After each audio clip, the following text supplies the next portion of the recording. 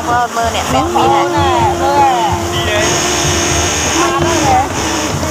លងហានេះបើយើងឆត់ចឹងហើយយើងទៅណាអត់ដែរស្គាល់អីមើលស្អាតទៅជាក់ហ្មងស្អាតដល់ទៅដល់មែនតាមើលស្អាតណាស់គេណាកាត់វានឹងឯងបោះដល់នេះឯងមិនទៅខំឲ្យកែវថតវីដេអូយកសិសាទៅដាក់បាត់ឯងត្រូវដាក់បាត់ឯងបានកាត់ទៅចាក់ទៅបានកម្មកររោងចក្រចឹងអាកម្មកររោងចក្រចឹងមានទូរស័ព្ទថតមែនយកឡាយចឹងឲ្យធំធំចឹង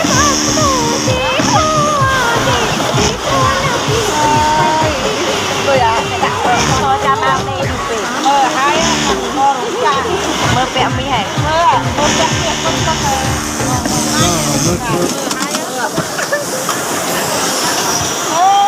កម្មករនេះមិនកម្មករមកដាក់គឺគាត់កម្មកររោងចក្រចឹង